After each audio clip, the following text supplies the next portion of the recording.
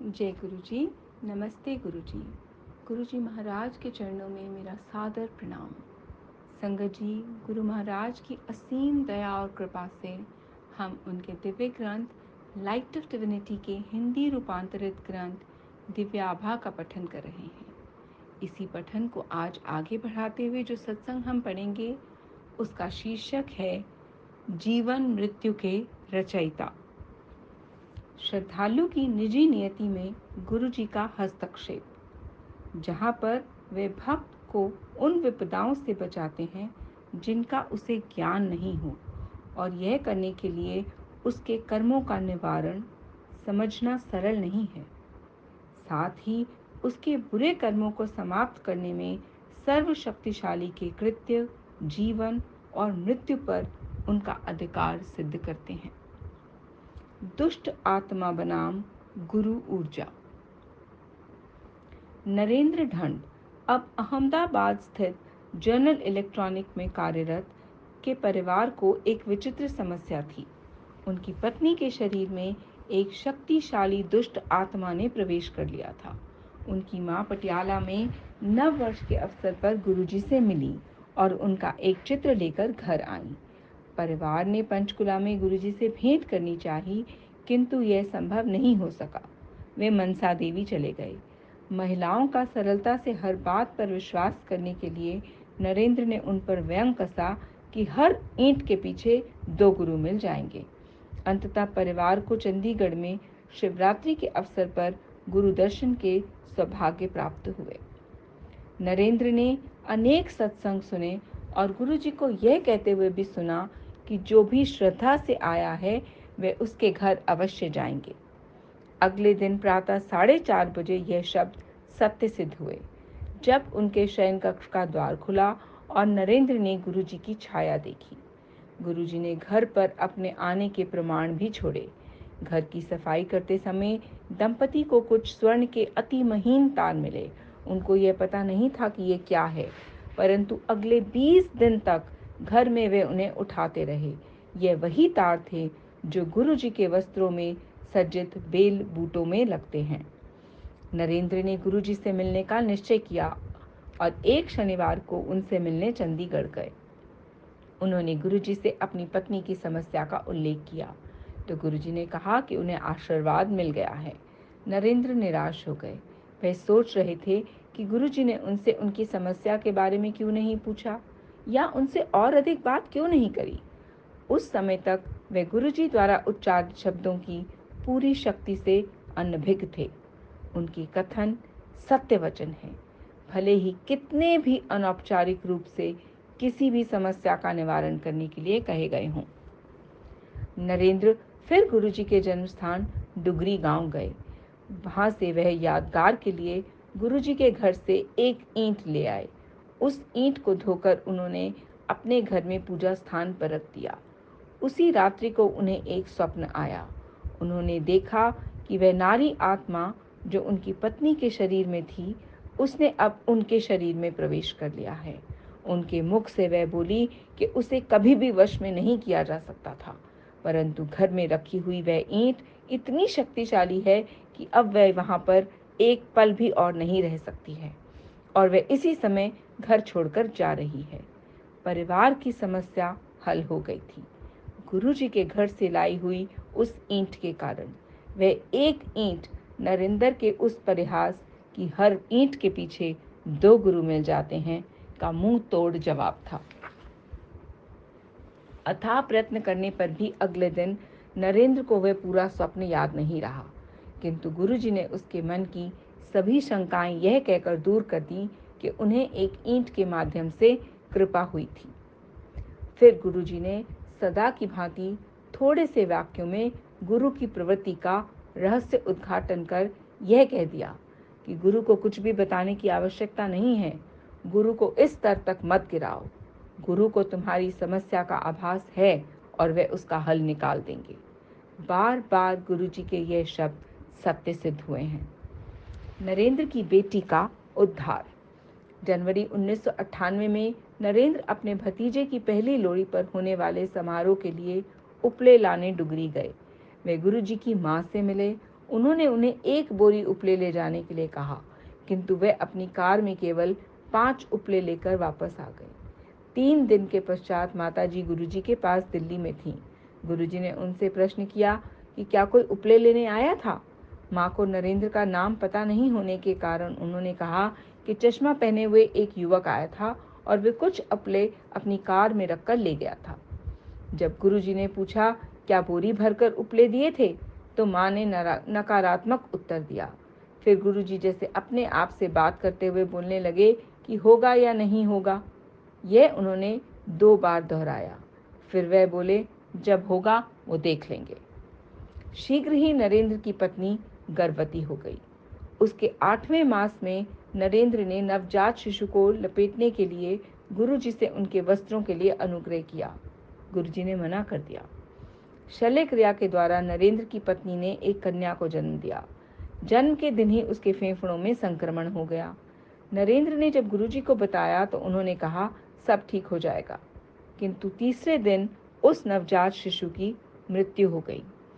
नरेंद्र की पत्नी के टांकों में पस भर गया। 21 दिन में वह पस पेट में एक थैली के रूप में एकत्रित हो गया। नरेंद्र की पत्नी अत्यंत दुखी थी। उसने गुरुजी को उनके चित्र के सामने उनको बुरा भला कहा। विलाप करते हुए उसने कहा कि वे अपना बच्चा तो पहले ही खो चुकी थी, अब उसे ये समस्या हो गई। उस रात्रि में उसे अपना उत्तर मिल गया। गुरुजी ने उसे स्वप्न में दर्शन देकर उसे 21 दिन तक एक आरती करने को कहा। उन्होंने एक उपाय भी बताया। फिर उन्होंने कहा कि उसके उदर में वह थैली जन्मदिन के 42 दिन के बाद लुप्त हो जाएगी। शोक संतप्त माँ ने गुरुजी के कथन का अनुसरण किया। उसने वह आरती 21 दिन तक करी। आश्चर्यजनक रूप से उस दिन के पश्चात उसे उस आरती के शब्द याद ही नहीं रहे। शीघ्र ही उसने टांकों के निकट ही एक छिद्र हो गया, जिसमें से पूरा पस बहकर बाहर निकल गया। परंतु नरेंद्र का दुख अब तक बना हुआ था। एक दिन वे अपने घर में दिया जलाते हुए रोने लगे। उस रात गुरुजी ने नरेंद्र को स्वप्न में दर्शन दिए। फिर उसे उस स्थान पर ले गए जहां नरेंद्र ने अपने नवजात शिशु को दफनाया था। उन्होंने उसे खोदने के लिए कहा। फिर उन्होंने उस शिशु को उसके हाथ में रखने के लिए कहा, जो अचानक बहुत बड़ा प्रतीत हुआ। फिर गुरुजी ने दूसरे हाथ से उसके ऊपर जल छिड़का तो वह रो पड़ी। फिर उन्होंने नरेंद्र से 2 बार पूछा कि क्या उन्हें यह कन्या चाहिए। तब नरेंद्र कुछ नहीं कह सके। गुरुजी ने बताया कि यदि उस समय वे उनकी माँ के कहे अनुसार उपलों की पूरी बोरी ले जाते तो ये घटनाएं नहीं होती। इस शिशु ने जन्म ही नहीं लिया होता। गुरुजी ने समझाया कि नवजात शिशु के जीवित रहने से माता पिता में से एक की मौत निश्चित थी। उस स्वप्न में जो जागृत अवस्था से भी अधिक सत्य था, नरेंद्र ने कन्या को अस्वीकार कर दिया। गुरुजी ने फिर उस कन्या को मोक्ष दिया। नरेंद्र ने उस कन्या के शरीर से एक प्रकाश किरण निकलकर गुरुजी के कमल चरणों में जाती हुई देखी। गुरुजी ने कहा उसे वह मुक्ति प्राप्त हुई है जो तपस्वी सहस्त्र वर्षों की तपस्या के बाद भी प्राप्त नहीं कर सकते। उस शमशान घाट में गुरु कृपा से एक आत्मा को मुक्ति प्राप्त हुई थी और पुत्र को आयु वृद्धि। अक्षय अत्यंत विलक्षण बालक था। 3 वर्ष की आयु तक उसके शरीर और मूत्र से गुरुजी की सुगंध आती थी। एक दिन उसके पिता नरेंद्र ने उसकी जन्मपत्री एक ज्योतिषी को दिखाई तो उन्होंने कहा कि उसकी आयु केवल 8 वर्ष की है। दुखी माँ ने नरेंद्र को गुरुजी से प्रार्थना करने के लिए कहा। दिसंबर 2001 में गुरुजी जालंधर में थे। नरेंद्र ने वहां जाकर गुरुजी को ज्योतिषी के कथन से अवगत कराया तो उन्होंने मात्र इतना कह दिया कि ज्योतिष लोगों को गलत मार्ग पर ले जाते हैं। कुछ दिन पश्चात एक भक्त ने जालंधर में ही एक समारोह का आयोजन किया था। गुरुजी ने नरेंद्र को आने के लिए कहा तो उन्होंने चंडीगढ़ में एक अधिवेशन होने के कारण अपनी असमर्थता व्यक्त करी। गुरुजी के अनुरोध पर नरेंद्र रात्रि 10 बजे चंडीगढ़ से जालंधर पहुंचे। गुरुजी उस समय प्रसाद वितरण कर रहे थे। उन्होंने नरेंद्र को भी प्रसाद दिया। फिर नरेंद्र ने लंगर किया और उसके उपरांत गुरुजी के साथ हॉल में बैठ गए। सदगुरु ने पुनः प्रसाद बांटा और नरेंद्र को देते हुए बोले कि उन्होंने उसके पुत्र की आयु वृद्धि कर दी है। नरेंद्र को गुरुजी का कथन याद है, केवल रब ही यह कर सकता है और वह उनके सामने है। जब अक्षय का पाठशाला जाने का समय आया तो उसके अभिभावकों ने 3 स्थान पर प्रवेश पत्र भरे थे। 2 ने बहुत अधिक धनराशि दान के रूप में मांगी तो उनके बारे में सोच विचार ही बंद करना पड़ा। एक स्वप्न में गुरुजी ने अक्षय की जेब में उनका चरित्र रखने का निर्देश दिया और कहा कि ऐसे उसका प्रवेश हो जाएगा। तीसरे स्कूल में बच्चे के साक्षात्कार के दिन यद्यपि उसके माता पिता गुरुजी का चित्र लेकर भेजने को उत्सुक नहीं थे, उन्होंने उसकी जेब में एक चित्र रख ही दिया। उसके पिता चिंतित थे। 5000 में से केवल 250 चुने जाने थे, परंतु अक्षय का विश्वास अटल रहा। परिणाम आने पर वे चकित थे। प्रवेश सूची में उसका नाम 5वें स्थान पर था और उनको कोई अतिरिक्त पैसा नहीं देना पड़ा था। मृत्यु पथ से बचाव। जनवरी 1998 में 3 साधु नरेंद्र के घर आए। उनमें से एक भविष्यवाणी करने लगे और नरेंद्र की मां को बताया कि उनके बड़े पुत्र की अब तक मृत्यु हो जानी चाहिए थी। यह सुनकर मां ने नरेंद्र की पत्नी को बाहर बुलाया। संत ने कहा, उसकी आयु बड़ी हुई उन महापुरुष के कारण है जिन पर वे आस्था रखते हैं। फिर उस घुमक्कड़ ज्योतिषी ने कहा कि नरेंद्र की मृत्यु 30 जनवरी को हो जाएगी। यदि उस संत को कपड़े दिए जाएं तो वो इस विपदा को दूर कर देंगे। नरेंद्र की पत्नी चिंतित हो गई और उसने नरेंद्र को गुरुजी के पास भेज दिया, क्योंकि वह तिथि निकट ही थी। 30 जनवरी को नरेंद्र गुरुजी के साथ थे। उस रात को नरेंद्र की पत्नी ने स्वप्न में देखा कि गुरुजी और मां काली एक साथ हैं और गुरुजी काली को दंपति को आशीर्वाद देने को कह रहे हैं। मां के हाथ में एक चांदी की छड़ है। उन्होंने दंपति को अपने हाथ आगे करने को कहा। नरेंद्र के ऐसा करने पर मां ने उनके हाथ पर छड़ से वार किया। नरेंद्र की पत्नी ने भयभीत होकर मना कर दिया और हाथ आगे नहीं बढ़ाया। गुरुजी ने कहा कि छड़ के उस वार से नरेंद्र के बुरे कर्म नष्ट हो गए थे। उन्होंने नरेंद्र की पत्नी को यह भी बताया कि वह दृश्य काल्पनिक न होकर वास्तविक है। उसी समय नरेंद्र की पत्नी जाग गई। उसने देखा कि उनकी पूजा स्थान में रखे हुए गुरुजी के चित्र में लाल कपड़े काले हो गए थे, काली मां के समान। 5 मिनट के बाद कपड़े पुनः लाल हो गए। मृत्यु के चिन्ह मिटाए। लुधियाना में उनके पैतृक घर के द्वार पर 2 हाथ चिन्हित थे। नरेंद्र की पत्नी को अंदेशा था और उसने अपनी सास को दर्शन के लिए नैना देवी के मंदिर भेजा। जब वे वहां पर नहीं थीं, नरेंद्र की पत्नी घर साफ करने और उन निशानों को मिटाने में लग गई। उसने उन चिन्हों को अपने हाथ से मिटाने का प्रयत्न किया। रात तक उस हाथ में अत्यंत वेदना और सूजन आ गई। 4 दिन वे बाएं अंग में पक्षाघात हो गया। चिकित्सकों ने औषधियां आरंभ करवाकर कुछ व्यायाम करने को कहा। नरेंद्र जालंधर में कार्यरत थे। पत्नी के समाचार सुनकर वे घर आना चाह रहे थे, किंतु पत्नी ने उन्हें फोन करके चिंता मुक्त रहने के लिए कहा। सदा की भांति गुरुजी ने उनको रोग मुक्त किया। उसने बताया कि वह अपना दुखड़ा गुरुजी के चित्र के सामने व्यक्त कर रही थी कि अचानक गुरुजी प्रकट हो गए। उनके इस प्रकार प्रकट होने के अचंभे से शांत होने के बाद वे दंपति के बिस्तर पर बैठ गए। उन्होंने बताया कि उन चिन्हों का अर्थ सास की निश्चित मृत्यु थी, जो उन्होंने मात्र हाथों के लकवे में परिवर्तित कर दी थी। गुरुजी ने अपने भक्त के हाथ मले और फिर उन्हें हिलाने को कहा। वह नहीं कर सकी तो उन्होंने प्रक्रिया दोहराई। इस बार वह अपने हाथ को हिला सकी। लकवा लोप हो गया था।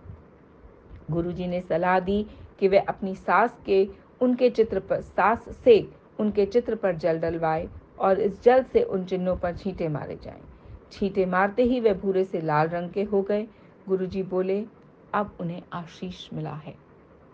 नैनीताल का निमंत्रण। जून 2002 में गुरुजी की संगत के साथ नैनीताल जाने की योजना बन रही थी। नरेंद्र की पत्नी सोच रही थी कि गुरुजी उनको साथ चलने के लिए कहेंगे या नहीं। नरेंद्र ने कहा कि ना तो वे उनके पुराने अनुयायी हैं, ना ही धनवान हैं, तो गुरुजी उनको संभवतः आने के लिए ना कहें। शीघ्र ही पता लगने वाला था कि उनका सोचना कितना गलत था। गुरुजी की संगत में कोई भेदभाव नहीं होता और उन जैसी तेजस्वी विभूति के सम्मुख सब दीन हैं। वे दाता हैं और शेष सब कोई भी लौकिक प्रतिष्ठा होते हुए मात्र भिक्षुक ही हैं। 2-3 दिन के पश्चात ही गुरुजी ने नरेंद्र को दिल्ली बुलाया। दिल्ली पहुंचकर लंगर खाने के उपरांत गुरुजी ने उन्हें नैनीताल आने का निमंत्रण दिया। जब नरेंद्र घर वापस पहुंचे तो उन्होंने अपनी पत्नी से कहा कि गुरुजी ने केवल औपचारिकता के लिए उन्हें आमंत्रित किया होगा, पर जाने से 3 दिन पूर्व गुरुजी ने उन्हें पुनः बुलाया और साथ में ऊनी वस्त्र भी लाने के लिए कहा। गुरुजी ने नरेंद्र के समस्त भ्रम दूर कर दिए थे। नरेंद्र कहते हैं कि उनको आपके जीवन के बारे में सब ज्ञात है, आप क्या करते हैं और क्या सोचते हैं। नैनीताल में गुरुजी ने नरेंद्र को डिप्लोमा अथवा डिग्री पाठ्यक्रम करने के लिए कहा। नरेंद्र ने कहा कि 1 दशक के बाद यह करना अत्यंत कठिन होगा, परंतु गुरुजी ने उसे बलपूर्वक यह करने का आदेश दिया। नरेंद्र ने डिप्लोमा पाठ्यक्रम करना आरंभ किया, पर उसे पूरा करने की शंका के साथ। परीक्षाओं में नरेंद्र ने गुरुजी से सहायता मांगी। गुरु कृपा से उसने यह 2 वर्ष में ही पूर्ण कर लिया और गुरुजी को समाचार देने गए। गुरुजी सोच रहे थे कि नरेंद्र उन्हें यह बताने का कष्ट क्यों कर रहे हैं। उन्होंने कहा कि परीक्षाएं तो उन्होंने ही लिखी थी और सफल रहे थे। गुरुजी की दया से नरेंद्र ने MBA भी कर लिया था। सबको आशीर्वाद। गुरुजी सबको अपना आश्रय प्रदान करते हैं। उनके भक्त के भूतकाल से कोई अभिप्राय नहीं है। उनके पावन पवित्र विचारों की भी कोई आवश्यकता नहीं है। ईमानदारी से किया हुआ स्वावलोकन अधिक लाभप्रद होगा। सद्गुरु सदाचारी और दुराचारी, अच्छे और बुरे, धनवान और निर्धन में कोई भेदभाव नहीं करते। उनकी छत्र छाया में परिवार, मित्र, संबंधी आदि सब आकर उनकी कृपा के पात्र बनते हैं। पर सद्गुरु के साथ एकाकर होने के लिए स्वाभिमान को समाप्त कर उनको समर्पण करना अनिवार्य है। फिर गुरुजी अपने भक्त के जीवन पथ को सहज कर देते हैं और उसके बुरे कर्मों को जैसा उन्हें उचित लगे निष्फल कर देते हैं। नरेंद्र के भाई सुनील शिव के परम भक्त हैं और दोनों भाई अमरनाथ यात्रा एक साथ कर चुके हैं। 2005 के जून मास में सुनील फिर से अमरनाथ यात्रा पर गए। एक स्थान पर भूस्खलन हो रहा था और ऊपर पहाड़ों से बड़े बड़े पत्थर गिरते आ रहे थे। बस एक गहरी खाई के किनारे रुकी हुई थी। सुनील ने गुरुजी को याद किया, उनका चित्र निकालकर उसके ऊपर जल डाला और उस जल को उस दिशा में छिड़क दिया जिधर वो पत्थर गिर रहे थे। भूस्खलन बंद हो गया और सब यात्रियों को नवजीवन मिला। उसके पश्चात जब सुनील गुरुजी के दर्शन के लिए दिल्ली गए तो गुरुजी ने उन्हें संगत को यह नया अनुभव सुनाने को कहा। उनके जीवन की रक्षा करने के लिए गुरुजी ने अन्य अनेक यात्रियों को जीवन दान दिया था। यह पहला अवसर नहीं था जब गुरुजी ने सुनील को जीवन दान दिया था। वर्ष 2000 में सुनील के अपेंडिक्स की शल्य क्रिया हुई थी, पर उसके पश्चात सुनील को मूत्र नहीं आ रहा था। यह गंभीर था। इससे संबंधित उदरशूल उनसे सहा नहीं जा रहा था। चिकित्सकों के अनुसार उनकी इस कठिनाई का मूल उनकी मानसिकता थी और उन्होंने वेलियम गोलियां खाने को कहा, किंतु स्थिति में कोई सुधार नहीं हुआ। जब सुनील चंडीगढ़ में गुरुजी के पास गए तो उन्होंने 17 ग्लास चाय पिलाई और 2 लंगर कराए। जैसे ही सुनील जाने को तत्पर हुए, गुरुजी ने 1 कप चाय और पीने को कहा। सुनील पहले ही इतना तरल लेने के पश्चात और लेने की स्थिति में नहीं थे, अतः वह गुरुजी से वह चाय अपने सामने ही पीने के लिए कहा। वह बोले, अब सब ठीक हो जाएगा। बाहर जाते ही सुनील ने मूत्र किया, कोई 10 मिनट तक। उस दिन से उन्हें वह समस्या पुनः कभी नहीं हुई। गुरुजी द्वारा अभिमंत्रित चाय ने वह किया जो चिकित्सकों की औषधियां नहीं कर पाई थी। 1997 में एक संबंधी की बेटी मधु अस्वस्थ हो गई। उसे कुछ स्नायु संबंधी समस्या थी और उसका उदर का पक्षाघात हो गया था। वह गुरुजी की अनुयायी थी और चिकित्सा के लिए जाने से पूर्व उसने गुरुजी के दर्शन करने चाहे। उसे चंडीगढ़ लाया गया और बाहर एक खिड़की के पास बिठाया जहां से वह गुरुजी को देख सके। मधु ने रोते हुए प्रसाद के लिए प्रार्थना करी। गुरुजी ने उसकी आस्था की परीक्षा लेने के लिए उसको सबसे अंत में प्रसाद दिया। उन्होंने उसको पटियाला के राजेंद्र चिकित्सालय में प्रविष्ट कराने को कहा। 2 सप्ताह वहां रहकर उसने स्वास्थ्य में सुधार हुआ। चिकित्सालय से निकलकर वह पुनः गुरुजी के दर्शन के लिए आई। उसके शरीर में एक बोतल लगी हुई थी जो गुरुजी ने निकलवा दी। चिकित्सक आश्चर्यचकित थे। उनके अन्य रोगियों को कोई लाभ नहीं हुआ था, किंतु वह 3 सप्ताह के उपचार के पश्चात स्वस्थ हो गई थी। गुरुजी के दर्शन ने पुनः दिव्य चिकित्सा का कार्य किया था। गुरुजी की महिमा एक अन्य संबंधी पर भी हुई। जब गुरुजी चंडीगढ़ में रहते थे, लंगर मलेरकोटला से आता था। कुछ परिवारों को लंगर बनाने का कार्य दिया गया था। नरेंद्र की मामी गुरुजी के पास कुछ चपातियां बनाकर भेजना चाहती थी। इस मनोरथ को व्यक्त करने के लिए अगले दिन एक भिखारी उनके घर आया और उसने भोजन मांगा, किंतु उन्होंने मना कर दिया। भिखारी ने कहा कि पिछली रात तो वह लंगर की बात कर रही थी और अब चाय भी नहीं दे सकती।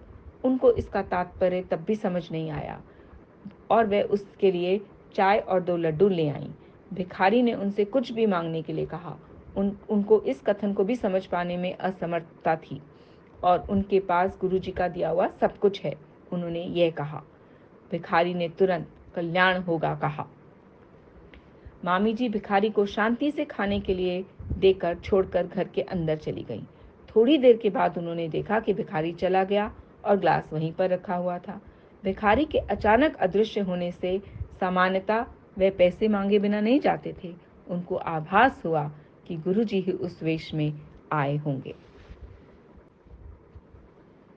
नास्तिक पर कृपा। जनवरी 2004 में गुरुजी के पिताजी की अवस्था बिगड़ गई और नरेंद्र को उनकी देखभाल करने के लिए उनके पास भेजा गया। उन्हें मलेरकोटला के सार्वजनिक चिकित्सालय में दिखाया गया। उनके चिकित्सक डॉक्टर गुरविंदर को गुरुजी के विषय में पता था, पर उन्होंने इसमें कोई रुचि प्रकट नहीं करी। गुरुजी ने नरेंद्र को डॉक्टर गुरविंदर के साथ 1 घंटे का सत्संग करने के लिए कहा, पर चिकित्सक ने मना कर दिया। गुरुजी ने फिर नरेंद्र को चिकित्सक के समय नियुक्त कर मिलने के लिए बोला। नरेंद्र की बातें सुनकर चिकित्सक ने अलौकिक पर विश्वास करने से बिल्कुल मना कर दिया और कहा कि सबका उत्तर विज्ञान के द्वारा दिया जा सकता है। फिर भी गुरुजी चिकित्सक को अपने मार्ग पर लाने को दृढ़ संकल्प थे। उन्होंने नरेंद्र को चिकित्सक को दिल्ली आने का निमंत्रण देने के लिए कहा। डॉक्टर गुरविंदर ने मना कर दिया, पर जैसे विधि की इच्छा उन्हें दिल्ली में आयोजित एक समारोह के लिए आना पड़ा। डॉक्टर गुरविंदर 2 दिन गुरुजी की संगत में आए। अगले दिन जब गुरुजी ने उन्हें वापस भेजा तो उन्होंने कहा कि वह मलेरकोटला 5 घंटे में पहुंच जाएंगे। यद्यपि दिल्ली से वहां तक 7-8 घंटे का मार्ग है। गुरुजी के कथनानुसार जब यात्रा 5 घंटे में ही पूरी हुई तो उनको बहुत अचंभा हुआ। दिल्ली में गुरुजी ने नरेंद्र को चिकित्सक से संपर्क स्थापित कर उनसे उनकी बेटी का कुशल क्षेम पूछने को कहा। जब नरेंद्र ने गुरुजी से कारण पूछा तो उन्होंने बताया कि वह मानसिक रूप से पीड़ित है। नरेंद्र ने गुरुजी की इच्छा का अनुसरण किया। चिकित्सक से पूछा कि वह उनकी बेटी के बारे में जानने को क्यों उत्सुक है। नरेंद्र ने जब गुरुजी की बात बताई तो चिकित्सक ने माना कि दिल्ली में गुरुजी की संगत से आने के बाद उसमें 85% सुधार है। यद्यपि चिकित्सक अलौकिक में विश्वास नहीं करते थे, फिर भी उनकी बेटी स्वस्थ होने के मार्ग पर थी।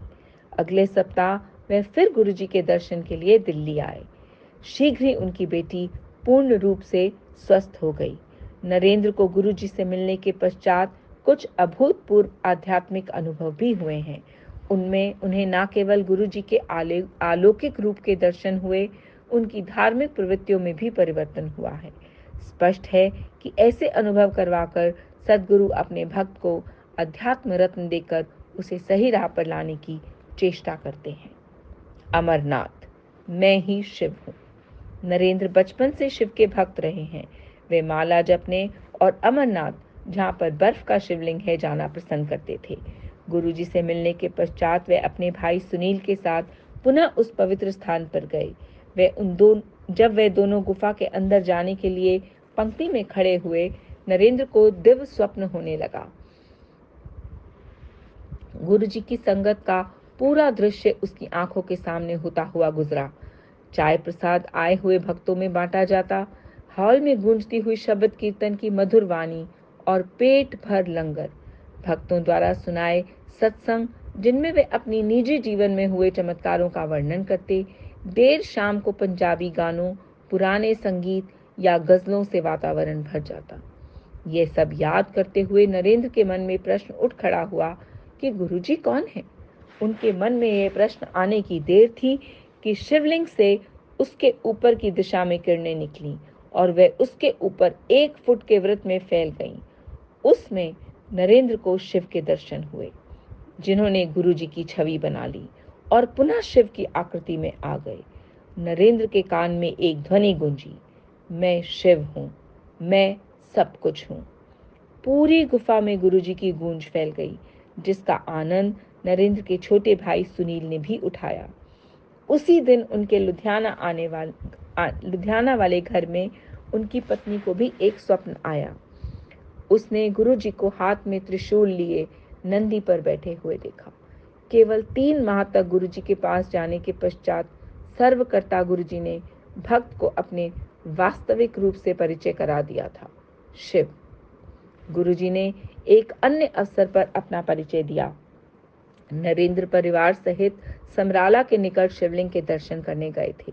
नरेंद्र की पत्नी ने उन्हें सोमवार को वहां दूध आदि अन्य सामग्रियां ले जाकर पूजा करने के लिए कहा था। नरेंद्र ने मना करते हुए कहा कि गुरुजी ही शिव और शिवलिंग हैं। उसी रात उसकी पत्नी को एक स्वप्न देखा। वह एम्पायर स्टेट में गुरुजी के सम्मुख बैठी हैं। उसने गुरुजी का एक पत्र दिया। वे एकदम उठे और अंदर चले गए और अपना एक चित्र लेकर आए। वह चित्र अति सुंदर था, किंतु उस पर से गुरुजी एकदम लुप्त हो गए और उस पर ओम की आकृति दृष्टिगोचर हुई। फिर उसमें से एक शिवलिंग निकला। उसने गुरुजी से इस बारे में प्रश्न किया तो गुरुजी ने चित्र को पुनः देखने के लिए कहा। उसने देखा कि शिवलिंग में गुरुजी विराजमान हैं। उसे अभी भी सब अस्पष्ट था। अतः जब उसने गुरुजी से पुनः प्रश्न किया तो वह बोले कि उनके पास आने के बाद उसे कहीं जाने की आवश्यकता नहीं है। गुरुजी ने उसे बताया कि उनके समक्ष आने के पश्चात अन्यथा कहीं नहीं जाना चाहिए, क्योंकि वे ही रब हैं। तुम्हारी हृदय गति रुक जाएगी। एक बार गुरुजी लेटकर पाठ कर रहे थे और सब भक्त उनको घेर कर उनकी सेवा में लग्न थे। एक भक्त जो उनके कमल चरण बहुत देर से दबा रहा था, थक गया और उसने अपना कार्य नरेंद्र को सौंप दिया। नरेंद्र प्रसन्न होकर गुरुजी के पांव दबाने लगे। उन्होंने गुरुजी के पैरों को हाथ ही लगाया था कि उन्हें अपना परिचय देने के लिए कहा गया। उन्होंने अपना नाम बताया तो गुरुजी ने जोर लगाकर पैर दबाने को कहा। थोड़ी देर बाद उन्होंने अपने तलवे और जोर से दबाने के लिए कहा, क्योंकि उनमें अत्यधिक पीड़ा हो रही थी। 10 मिनट के पश्चात सदगुरु ने पुनः नरेंद्र को अपनी पूरी शक्ति लगाकर तलवे दबाने को कहा।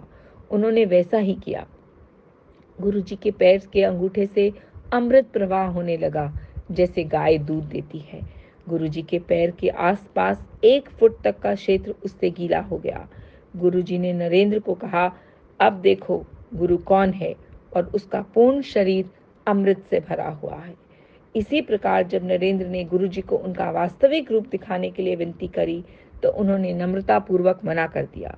उन्होंने उसे समझाया कि वह 14,000 वाट के तार के समान है और उनके भक्त 0 वाट के बल्ब। वह बोले कि अगर उन्हें छुआ तो छूने वाला नष्ट हो जाएगा। वह शिव हैं और उनके हृदय की गति रुक जाएगी। समय आने पर वह उन्हें दर्शन करने की क्षमता दे देंगे। माला टूट गई। यदा कदा गुरुजी के भक्त यदा कदा गुरुजी भक्त के निजी धार्मिक व्यवहार पर भी अपनी राय व्यक्त कर देते थे, पर ऐसे अवसर बहुत कम होते थे। माला को कुछ भी बताने को वह मना करते थे, क्योंकि ऐसे मनुष्य स्वाभिमानी हो जाता है। परंतु नरेंद्र इस प्रथा को अपने बचपन से करते आ रहे थे। एक दिन जब वे ऐसा अपने घर के पूजा कक्ष में कर रहे थे, वे समाधि में चले गए और बड़े मंदिर पहुंच गए। वहां पर वे हॉल में बैठे हुए थे और माला उनके सामने रखी हुई थी। गुरुजी अपने आसन पर आसीन थे और शिव मूर्ति के स्थान पर स्वयं शिव मानव रूप ग्रहण कर विराजमान थे। शिव के हाथ से एक किरण निकलकर उनकी माला पर पड़ी। उसी प्रकार से एक किरण गुरुजी के हाथ से माला पर आई। जैसे ही दोनों किरणें माला पर पड़ी, वह टूट गई। उसी क्षण नरेंद्र की चेतना लौटी और उसने देखा कि उनकी माला वास्तव में टूटी हुई थी। उस दिन से नरेंद्र ने माला को कुछ भी बताना बंद कर दिया। अब वह गुरुजी के कथन पर विश्वास करते हैं कि प्रार्थना कभी भी करी जा सकती है। प्रभु को याद करने के लिए ना कोई माला, ना ही कोई उपयुक्त समय चाहिए। ईश्वर तो खाते, पीते, घूमते, भोजन बनाते, लेटते हुए, कोई भी कार्य करते हुए कभी भी याद कर सकते हैं, उनको धन्यवाद दे सकते हैं। यथार्थ में समाधि की सफलता भक्त और ईश्वर के संबंध का प्रत्यक्ष प्रमाण है। यदि उन दोनों का संबंध अटल और अटूट है तो वह कहीं भी, कभी भी, किसी भी अवस्था, किसी भी वातावरण में तुरंत स्थापित हो जाएगा, भले ही उस समय कानों को चुभने वाला संगीत क्यों ना गूंज रहा हो। बड़ा मंदिर, जहां पर गंगा के दर्शन होंगे। एक अवसर पर गुरुजी ने नरेंद्र और उनके परिवार को कुछ दिन के लिए बड़े मंदिर में रहने के लिए कहा। वहां रहते हुए एक दिन नरेंद्र और एक अन्य अनुयायी हॉल में रखी हुई शिव प्रतिमा को साफ कर रहे थे। अचानक नरेंद्र ने उस मूर्ति के चरणों से अमृत निकलता हुआ देखा। उन्होंने उसे कपड़े से साफ कर दिया, पर वह स्थान पूरा गीला हो गया। नरेंद्र के साथ जो अनुयायी थे, उन्होंने कहा, यह संभव नहीं है। उन्होंने कहा, नरेंद्र ने उस स्थान पर ब्रासो नहीं लगाया होगा। जब उन्होंने स्वयं उसे साफ करने का प्रयास किया तो तुरंत ही वहां से अमृत प्रवाह हुआ। यह देखकर वे भी अचरज में पड़ गए। नरेंद्र पहली बार बड़े मंदिर में दिसंबर 1998 में गए थे। गुरुजी ने स्वयं उन्हें और अन्य अनुयायियों को उसका भ्रमण करा के दर्शन कराए। अचानक समूह ने देखा कि आधा लिंग गीला है। वे सोच रहे थे कि यह कैसे संभव है।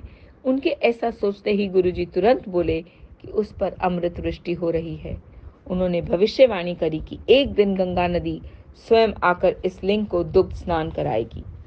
यह लिंग भारत के 12 ज्योतिर्लिंगों में से भी प्रमुख होगा और जिसकी अभिलाषाएं कहीं और पूर्ण नहीं हो सकेंगी, यहाँ होंगी।